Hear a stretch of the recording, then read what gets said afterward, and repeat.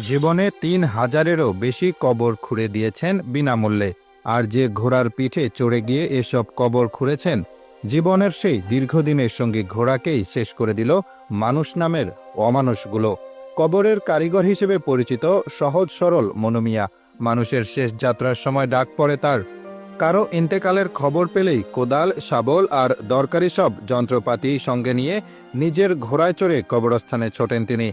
মানুষের শেষ বিদায় বেলায় তিনি তার সাহায্যের হাত বাড়িয়ে দেন। দীর্ঘ ৫০ বছর ধরে তিনি এই কাজ করে চলেছেন। বিনিময়ে কোনো টাকা পয়সা নেন না। মনু মিয়ার নিজের হিসাব অনুযায়ী তিনি এ পর্যন্ত প্রায় ৩,০৫৭টি কবর খুঁড়েছেন। কবর খোঁড়ার এই হিসাব নিজের ডায়েরিতে লিখে রেখেছেন তিনি।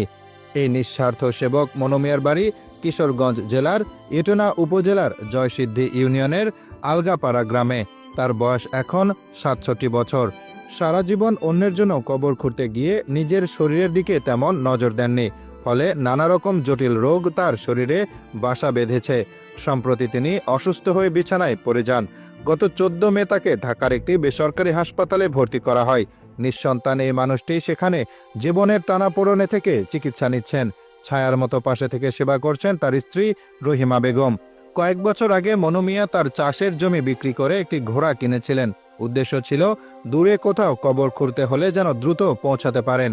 এই ঘোড়াটি ছিল তার চলার পথের সঙ্গী। কিন্তু মনু মিয়া আর তার স্ত্রী রহিমা বেগম যখন চিকিৎসার জন্য হাসপাতালে, তখন বাড়িতে ঘোড়াটির দেখাশোনার জন্য কেউ ছিল না। দুঃখজনকভাবে ১৬ মে সকালে পাশের মিঠামইন উপজেলার হাসিমপুর ৩৬ গ্রামের একটি মাদ্রাসার কাছে পানির মধ্যে ঘোড়াটির মরদেহ পাওয়া যায়। ঘোড়াটির বুকে ছিল ধারালো কোনো অস্ত্রের আঘাতের চিহ্ন। হাসপাতালে মনু মিয়ার শরীর ও মনের অবস্থা এমনিতেই ভালো না। তাই তার স্ত্রী ও আপনজনেরা প্রিয় ঘোড়াটির এই মর্মান্তিক পরিণতির কথা তাকে জানাননি। মনু মিয়ার স্ত্রী রহিমা বেগম দুঃখ করে বলেন, ওনার অবস্থা তো ভালো না, উনি জীবনে কারো কোনো ক্ষতি করেননি। এতদিন জানতাম মানুষ ওনাকে ভালোবাসে। ওনার এমন অসুস্থতার সময় কিভাবে যে কেউ ওনার প্রিয় ঘোড়াটার এমন ক্ষতি করতে পারল, এই খবরটা ওনাকে দিলে উনি কিছুতেই সহ্য করতে পারবেন না। এলাকার লোকেরা জানান, শুধু ইটনা, মিঠামইন, শাল্লা, আজমিরিগঞ্জ বা আশেপাশের হাওর অঞ্চলেই নয়, ঢাকার বনানী কবরস্থান সহ দেশের বিভিন্ন জায়গায় একজন দক্ষ কবর খননকারী হিসেবে মনু মিয়ার নামডাক আছে। তিনি শুধু কবর খুঁড়ে তার দায়িত্ব শেষ করেন না, যাদের কবর তিনি খুঁড়েছেন তাদের ইন্তিকালের দিন তারিখও তিনি তার ডায়েরিতে লিখে রাখেন। মনু মিয়ার এমন বিপদের সময় তার প্রিয় ঘোড়াটির কেউ এভাবে ক্ষতি করবে, এটা কেউ ভাবতেও পারেনি।